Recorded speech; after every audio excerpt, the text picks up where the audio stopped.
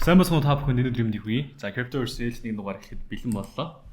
За энэ 7 хоногийн онцлог хоёр амар мэдээтэй. Тий, онцлог хамгийн том аюултай мэдээ нь болгоод Anthropic-ийн гаргасан за нөгөө Mythos гэдэг үлгэр домгийн юм шиг систем байгаа бүхнийг эвддэг, сүйтгэдэг. Дотор юу вэ олж нийдэг. Cloud яг. Тэрний олон нийтэд нээлттэй хэлбэр нь гарсан. За тэгээд энэ гарсан дээр одоо бас томоохон системүүдийн 10,000 гаруй удаа алдаа туталтыг нийлүүлж оллоо. За эднэрээр нь дамжуулж тухайн системд бас аюулчлуулах эрсдэл өндөртэй гэдэг зүйлүүдийг ярьсан. За тэгээд хэдэн сая мөр кодууд дээр бас дутагдaltaй юмнууд байна гэсэн зүйлийг ярьсан. За энэ дээр болонгот криптогийн дээр ямар аюулчж байгаа вэ гэхээр аудит хийлгээгүй төслүүд болон жижиг төслүүдийн хувьд бол одоо зөвхөн ажиллаад энэ exploit хийх ч юм уу эсвэл scam төлөөр их эслүүд маш өндөрөөр нэмэлж байгаа гэж үзэж байгаа. За нөгөө талаас энэ хэдэн сая гэдэг байгаа юмд бол smart contract ороогүй хаа гэдэг зүйл ярьж байгаа. Яг тэгэхээр smart contract-ийн алдаа нь бол нэг хэдэн мянгаар хэмжигдэх мөртэй байдаг болохоос хэдэн сая хэмжигдэх мөртэй байдаг. Тийм учраас энэ бол өөр системүүдийн алдаанууд байхаа гэдэг зүйлүүдийг яриад л байгаа. Гэхдээ одоо 26 оны 4 сарын байдлаар нийтдээ 629 сая орчим долларыг одоо энэ scam level идүүлсэн байгаад байгаа. За энэ 25 оны эхнээс хойш нэлээд өндөр дүнтэй болсон байгаа. Яг AI-ийн төвжил. За бас энэ public болох үедээ жоохон дөхөв байгаа нь энэнийх юм шүү гэдгийг ажлуудыг бас яригадад байгаа л да. Одоо ингээд DeFi систем болон AI хоёрын одоо юу гэдэг versus гэдэг одоо үзэлцэж байгаа гэх юм уу да. Энэ зүйлс эхлээд байгаа. Тэгэхээр компьютер энэ AI хөгжсөн мал бас крипто аюултай байна. Тийм. Тэгээд хэрвээ та wallet одоо мэдээж ашиглаж байгаа hardware wallet болон software hot wallet болон юу cold wallet ашиглаж байгаа бол аль алины одоо ингээд арай сүүлийн үеийг ашиглаарай. Тэгээд оптодод тогтмол хийгээрэй гэдэг зүйлүүдийг бол яриад байгаа. За үгүй хуучин зүйл ашиглах юм бол тэр хүмүүс одоо нөгөө scam логоор одоо энэ халдвар төртөх хамгийн олж болох магадлал өндөртэй хүмүүс болж байгаа шүү гэдэг зүйлийг бас энэ мэдээгээр сануулж илээ. За дараагийн аимшигтай мэдээ гэвэл Market Seller маань 32 шиг биткойн зарсан. 2.5 сая доллараар зарсан. За энийг тайлбарлахдаа бол стокийнхаа ноглошийг өгөх гээд зарсан гэдэг мэдээ явсан. Тэрнийхээ дараахнаас буцаа дахиад 1900 орчим BTC-ээр худалдаж авсан. За тэгтээ яг хүмүүс нөгөө зарсан дээр нийлүүх реакцлаа. Ер нь бол өөрөө бол биткойн эзэжтэй зараа гэдэг юм ярьдаг юм шүү дээ. Тэгээ одоо л өөрөө сая 32 шиг биткойн бол зараад бол одоо яа харахгүй тэр хөдлөх хөрөнгө хэрэгтэй л дээ. Тэгээ тийм учраас зарсан гэхдээ яг эргүүлээд буцаад авсан. Тэгтээ ихэд бол зарсан дээр хүмүүс илүү фокуслох нэг жоо BTC дамп хийлээ. 4 жилийн хугацаанд ер нь яг энэ seller never sells гэдэг зүйл ярьдаг байсан. За энэ одоо нэг юм халтан дүрм шиг байсан ч одоо эвдэгдсэн. Зарим хүмүүс бол ингээд зарим нь одоо сошиалд талцаад за энэ 32 биткойн зарлаа гэдэг яг ингээд энэ чинь буцаагаад 1500-аар нэг худалдаад авсан шүү дээ 100 сая доллараар гэдэг. Гэхдээ энэ нөгөө нэг seller never sells гэдэг одоо тэр нөгөө нэг дүрм нь өөрөө зөрчигдчихлөө. Энэ хүн зардаггүй гэж явуулсан зардаг юм биш үү? Дараагийн удаа хэмжээг нэмэгдүүлэх заах чинь билүү гэдэг зүйлийг ярьсан. Тэгээд өнгөрсөн 7 хоногийн хувьд бол биткойн бол Ethereum ETF-ийн 13 хоног, нэгнийх нь 17 хоног дараалан хасахтай байсан мөнгө урсгал бол нэмэгтэй болж ирсэн. Гэхдээ 6 сарын 8-аас буцаад ETF нь хасах урсгалтай болоод явж байна. За үүнтэй холбоотойгоор биткойн одоо өмнөх хаяас нэлээд доош унчлаа тийм. Market Seller 32 биткойн зараад ирээд 1000 гаруй биткойн аавна гэхээр би хуц гэсэн.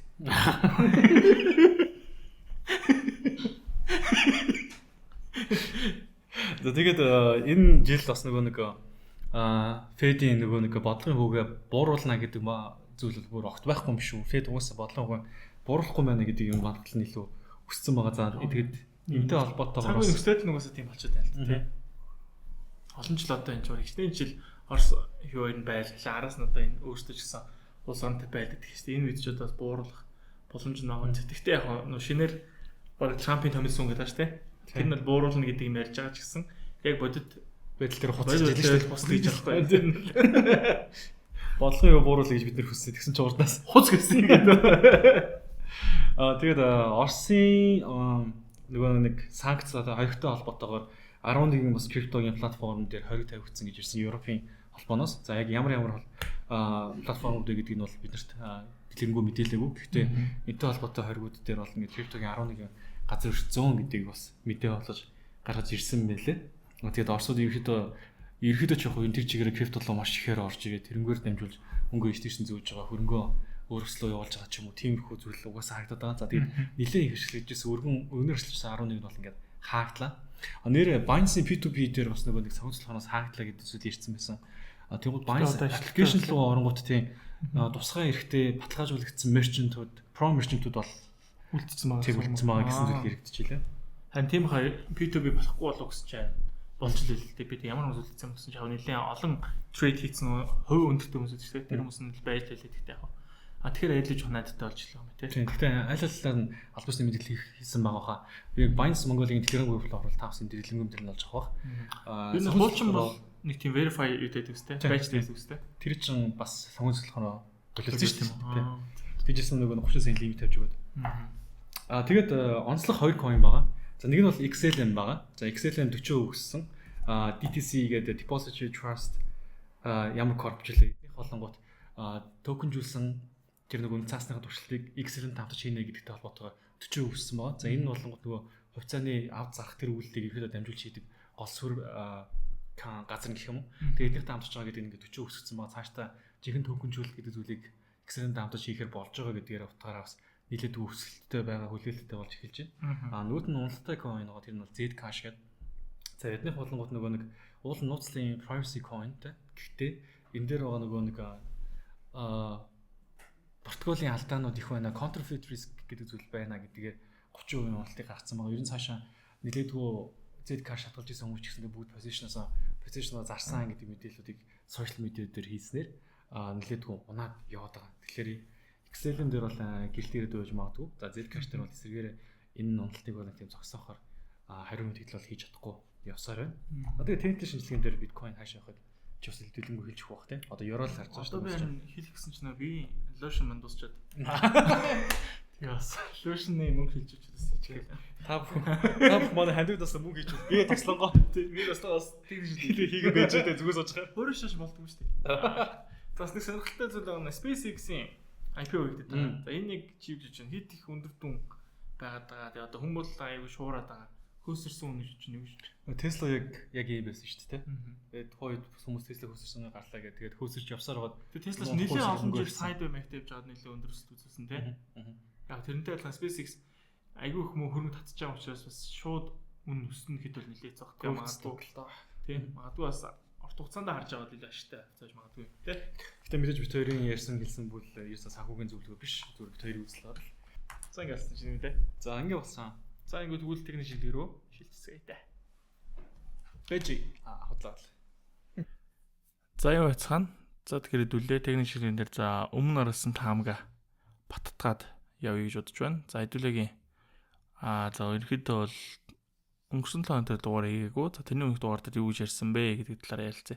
За ерөөхдөө дугаар үзээд шорт орсон хүмүүс байгаа бол мэдээж шорт харилж байгаа бол барьж байгаа багш найдаж байна. За миний ч гэсэн шорт харилж байгаа бол бариад за break in stop loss-тай буюу за stop loss шахаад явж байгаа гэсэн. За хэдүүлээгийн орсон харилцааг бол эндээс шорт харилцаанд орсон. За яагаад эндээс шорт харилцаанд орсон бэ гэдгээ дахиад илүү жоо сургалтын маягтай үзэх юм бол за дээрээс өрхөд унж орж ирсэн импульс хөдөлгөөн correction орж ирсэн, дахиад унсан, дахиад correction орж ирсэн, дахиад унсан. За ерхэд бол батарейны хувьд бол яг гой зүй төгтлийн дагавал унсан. За тэгтээ яг энэ батарейнтай зэрэгцээд юу болсон бэ гэхээр яг ерхэд бол энэ том уналтын хөдөлгөөнийг барьж авсан маа нөгөө Michael Saylor маань 32 шиг биткойн зарсан гэдэг мэдээ гарсан юм билээ. За энийг бол яг унаад дуусныхаа дараа бол сүүлдэж мэдээг нь бол хүлээж авсан. За тэгтээ Michael Saylor-ыг харах юм бол 32 шиг биткойн зарлаа гэд зах зээл дээр ихэд маш бага хэмжээний биткойн өөрт байгаа хэмжээнийхаа маш бага хувийг зарлаа гэхэд ийм хэмжээний уналтыг үзүүлж байна те. За тэгтээ яг цаа чинь буцаагаад энэ хавцаанаас дахиад нэмж худалдаа авдаг хийсэн. За тэгтээ яг би энэ дэр нэг зүйл дээр жоохон эмээгээд байгаа нь. За Saylor бол одоо ингээд маркетинг бол ингээд баг бүтэн хөдөлгөж чадхаар хэмжээний хүн болчлоо шүү дээ. Тэгэхээр ерөнхийдөө бол бас манипуляц энэ төр хийх бүрэн боломжтой гэж хараад байгаа. За магадгүй эндээс зарлалт юм гоо та илүү худалдаа авалтуудыг эндээс өөрөө хийгээд байх боломжтой. За дахиад магадгүй зарлаа гэх юм бол биткойн өвчтэй унна. Тэгэх юм бол Saylor магадгүй дахиж хямд худалдаа авах бүрэн боломжтой болж байна. Тэгтээ яг ингэж явах юм бол зах зээлд бол нэлээд удаан байж чадахгүй бах. Өөрөө бас энэ зүйлийнхээ эсрэг болоод эхэлчих болов. Тэгэхээр бас магадгүй айхтар зарж мараад бол явахгүй бах гэж найдаж байна. За ямар ч байсан шорт харилцаанд орсон swing маягтай бараг болж гинүү да. Харилцаа маань. За хэдүүлээ чинь заарсан доошоо унсан.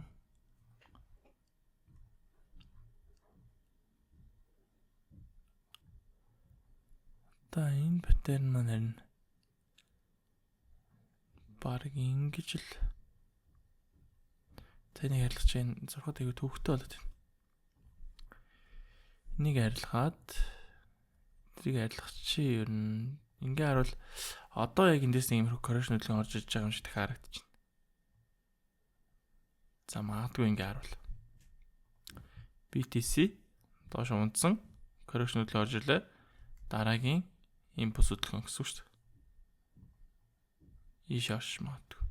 За ингээм бол 52,000 орчим руу ойрын хугацаанд давж орж ирэх магадaltaй гэж харж байна. За тэгэхээр хэдүүлээ одоо түрүүний орсон арилж байгаа менежмент хийх бол зэрэгт л орсон stop loss-ыг бол энэний дээр байршуулчихсан байгаа. За магадгүй энэ паттерн ингэж гоё үүсээд доош өсөх юм бол энд байгаа break-even stop loss-ыг паттерны дээр байршуулад ингээд доошоо шахаад явна гэсэн үг. За яг тал хувийн ашигаа бол гаргаад зарж үрсэн тохиолдол бол байна. За бусдаар бол үлдсэн үе нь ингээд бариад байж байна. За одоо харин энэ тань гоё паттерн үүсэж байгаа юм байна да бас. Тэгэхээр энийг бол нэлээд сайн ажиглаж байгаад арилжаанд орол зүгээр юм байна. Нэг баг.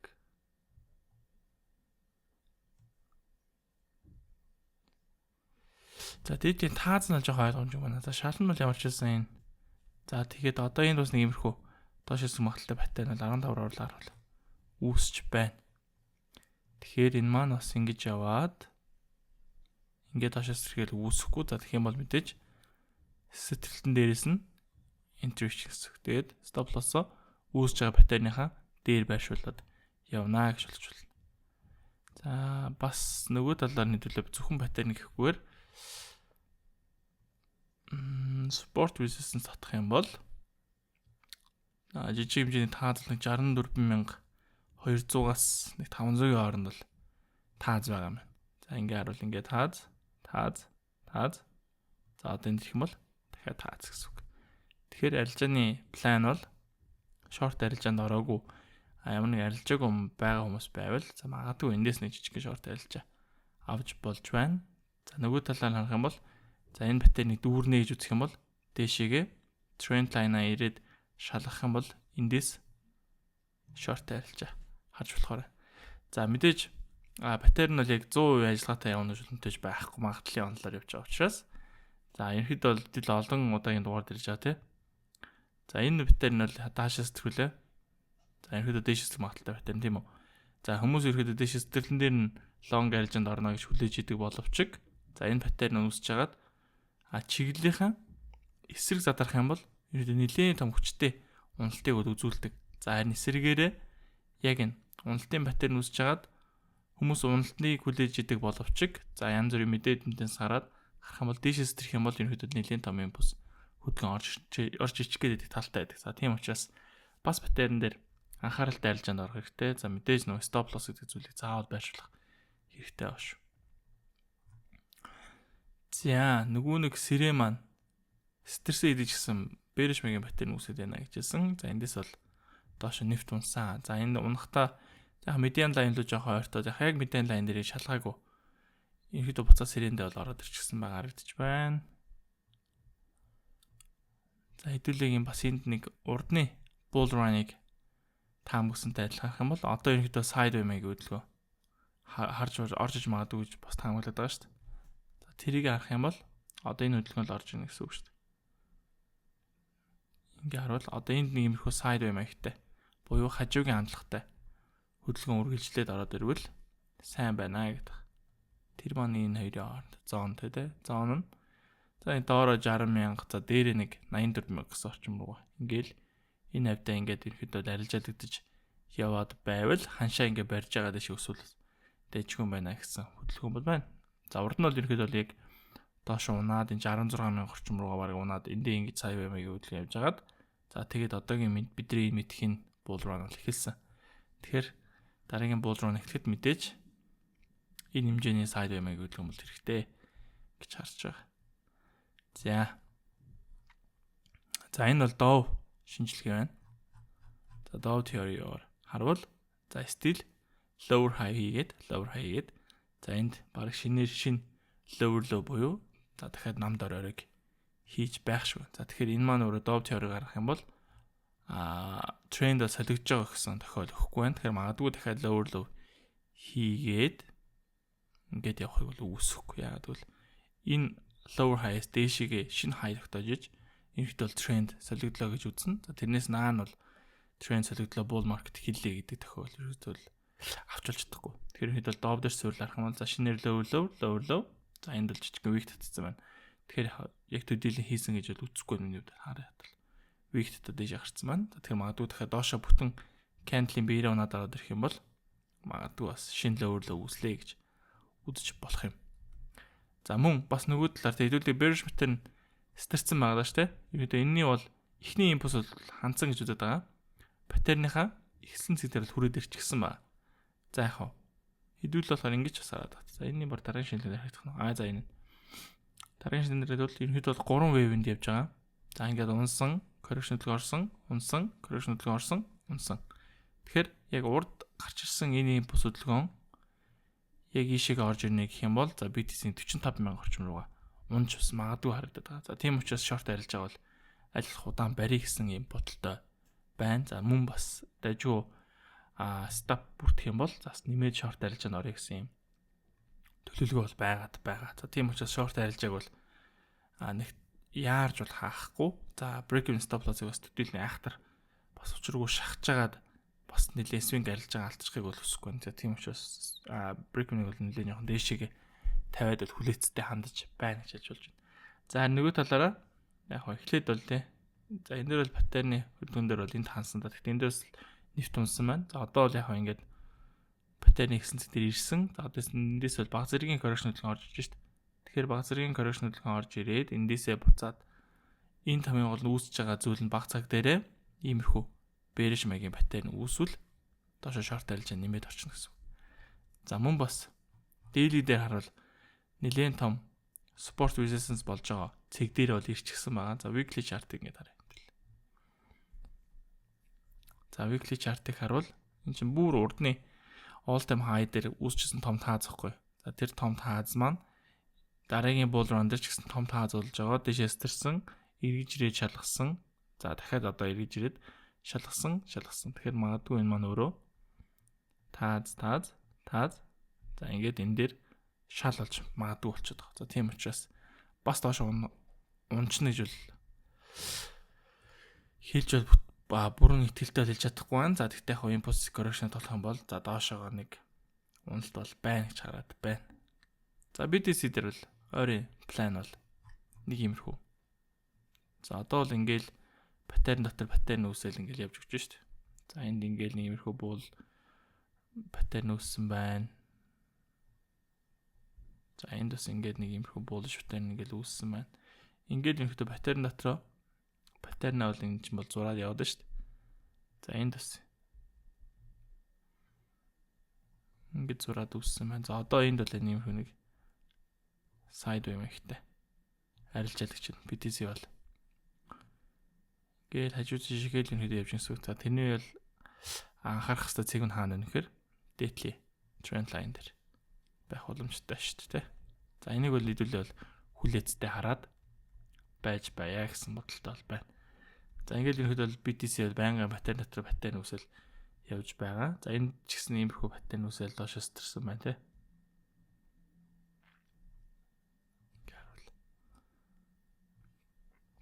Ингээд доошоос төрсэн дахиад ингэж явж байгаад дахиад доошоос магадaltaй харагдаж байгаа учраас айхтар long арилж харах гэн. За USD dominance гэдүүлээ. Хараад үзье. За 4 цагийн шинжилгээнд дээр за ерөнхийдөө бол дээшээс магадaltaй паттерн үүсчихсэн гэж ярьсан. За тийм он дээшээ сайхан стрейт явсан байна да. За энд одоо хэдүүлгийн түрүүний ярьсан бодит жишээ харагч тий.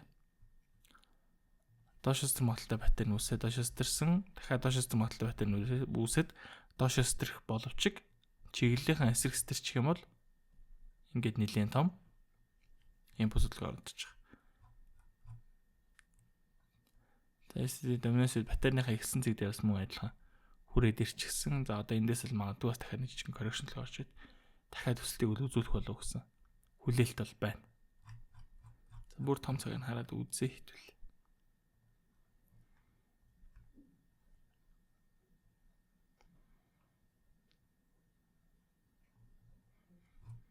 Нэг үргэлжлүүлээд татвал. За энд дэр нь нэлээд хоол явах юм. За ямарчс ингээд чиглэлийн хувьд бол шинээр хай ингээд хийгээд явж байна. Тэгэхээр хэл цаашаа өсгөх нь харцгаая. За мэдээж энэ хизээ доошоо унах вэ? USD dominance хизээ доошоо унах вэ? BTC хизээ дэш өсөх вэ гэдгийг бол яа харахгүй зах зээлийн мэдээтэйгээ холбооно. За мэдээж геополитикийн асуудал шийдэгдэж байж за ерөнхийдөө бол нийт маркет бол дэвшлэх болов гэсэн хүлээлттэй бол байна. За яг төвтэй яг бүх маркет унаад байгаа зүйл бол биш мэдээж Dow Jones, S&P 500 ч гэмтээ энэ төр бүгдээрээ сая шинээр all time high хийгээд явж байгаа. За бас технологийн хавцаанд нэлээд сайн өсөлттэй байгаа.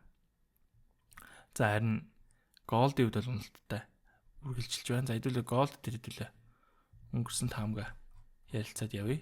За энэ дээр ер нь бол маш гоё ярилж байгаа алдцсан. Энийг яагаад алдсан бэ гэхээр энэ 6 сарын 1-ний холбоотой алдчихсан. Яг энэ дээрээ шалгасан дээр 6 сарын 1-ний чинь бүх нийтийн амралтын өдрөөс нь маркетинг хаалттай байна гэж бодоод голдыг харахгүй яваад байсан чинь. За энэ хэд яг таамаг дагуу ид шалгаад доош уналтын хөдөлгөөн бол орж ирсэн. За хэдүүлээ голд дээр ерөнхийдөө бол бас удаан ярьж байгаа 4 цагийн графикийг харах юм бол за урд нь иймэрхүү triangle маягийн паттерн үүсээд унсан triangle маягийн паттерн үүсээд жижиг sideway доош straight pull back доош straight pull back за тэгээ хүчтэй уналтын хөдөлгөөн орж ирсэн. Тэгээ хүчтэй уналтын хөдөлгөөн бол орж ирсэн. За ингээд 4 цагийн графикийг ингээ харуул. За одоо жоохон цэвэрхэн байдлаар үстэй эдийг арилгачаа. Тэгвэл хит их юм зураад хахаар ингээд жоохон ханш маань заван харагддаг юм аа. За ингээд энэ хэд нь харуул. Дээрээ тааз доороо шал том цагаараа дэшээс тэр магталтай паттерн. Тэгэхээр за магадгүй энд бас double bottom гэж зүйл үүсчихэж бас үүсэхгүй юм байна.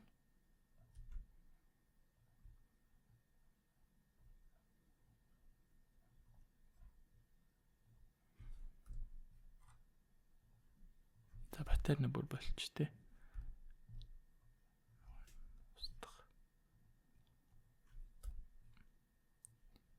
За ингээд харуул алтвал нэлээд бас дайжгүй гоё цэг дээр ийжиж магадгүй юм те. Double bottom маягтай. Уналтын хөдөлгөөн орж ирсэн. Ингээд ингэх юм бол double bottom гэдэг мэдчихэж те. Хоёр шаллыг хэлж нэг юм одоо юу гэмт. За. Тэр ерөнхийдөө double bottom бол ерөнхийдөө дандаа өсөлтийн чигийг бол зааж идэг. За double bottom дээр орох арилжаа харнаа гэх юм бол за хэдүүл энэ хэсгийг нь татарчдаг гэсэн үг. Ингэж хараад double bottom өслөө pull back орж ирлээ. Эндээс нь long арилжаа гэж хардаг. За яг нь энд л нэлээд том цагаар учраас энэ арилжаа хүлээнийд нь бол юу бол за тэгтээ ямар ч байсан эхний ээлжинд алтан дээр бол double bottom бол үүсээд бага зэргийн дээшээ чиглэлийн хөдөлгөөнийг бол аваад явж байна.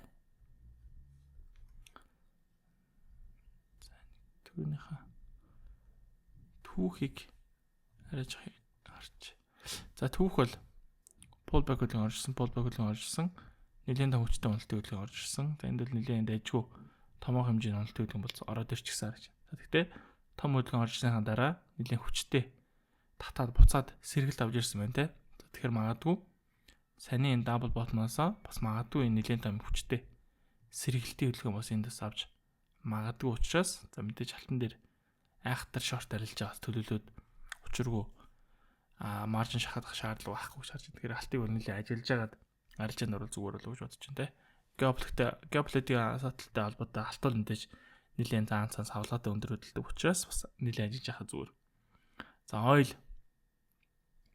За ойл хэдүүлэнгийн харж байсан range-ийн шалан дээр бол ирж байна. За эндээс дахиад доошоос магадлал паттерн үүсч байна. За эхний ээлж нь унаад ороод ирэх юм бол доотлын шалан дээр их магадaltaй гэсэн. За ямар ч гэсэн Oil бол за сүүлийн чинь баг хэдэн сарын турш яг энэ төвшөндөө ингээд сайдвей хийвэлгөө үргэлжилж байна.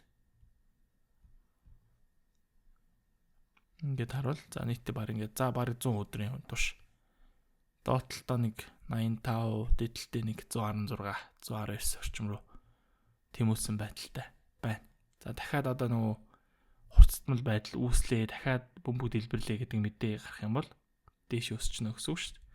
За нөгөө инхийн гэрээ маань гал зогсоолоо, сар гар зогсох гэрээлцэл хийлэх юм бол ойл доош унаад ороод ирнэ гэсэн үг. За тэгэхээр энэ бүхнээс ерөөхдөө шалтгаалаад CPI мэдээ, Fed interest rate гэдэг энэ бүх том мэдээнүүд чинь ойлтой холбоотой баг гарч ирж байгаа учраас ойлыг бол яг энэ цаг үед бол нэлээд сайн ажиглаж байх хэрэгтэй. За мэдээж арилжаа гэдэг хүмүүс бол мэдээж яг энэ том channel дотроо дээрээс нь short, доороос нь buy гэдэг байдлаар арилжаанд орол зүгээр. За мэдээж одоо ингээ харах юм бол маш гоё спорт зон дээр бол ирчихсэн байна. За тэгээд long арилжаанд хэрвээ орохч байгаа бол энэ geopolitics бол намжихгүй нэ гэдэг мэдээлэл рүү байвал мэдээж өсөлтийн түүнийг бол аваад гараад ирэх боломжтой харагдаж байна. За ингээд харуулж гисэн нэг иймэрхүү. Тааз бол энд биш те. Ингээд тааз. Тэгэхээр ойрын хугацаанд очлоо юм бол энэ тааз дээшээ сэтэрчих юм бол straight pull back-ын дээрээс нь long арилжаа. За иймэрхүү байдлаар апдейт хийж болж байна. За ингээд ямар ч байсан BTC дээр харж байгаа өнцөг ойлгомжтой. USDT дамжсаг харсан алтан дээр за ерөөдөө том уналтын хөдөлгөөн бол ороод ирчихсэн. За эндээс арилж байгаа барьж чадсан хүмүүс бол мэдээж дайжгүй ашигтай байгаа болов магадгүй яг эндээс short арилжаанд орчихсон хүмүүс байвал за мэдээж break and stop loss-ыг бол шахаад менежмент хийгэрэй зөвлөмөр байна. За тэрийг хаана их боломжтой байна вэ гэх юм бол энд correction төлөв орж ирээд доош онцмоо учраас паттерных нь дээр stop loss-аа байршуулад за энэ маань ингэж доош онсон ч гэсэн ашигтай байх хэмжээний менежментийг хийх хичээлмээр байна. За ингээд энэ дугаарыг үзсэнд баярлалаа. Ингээд дараагийн дугаар дээр уулзтлаа. Түр баяртай.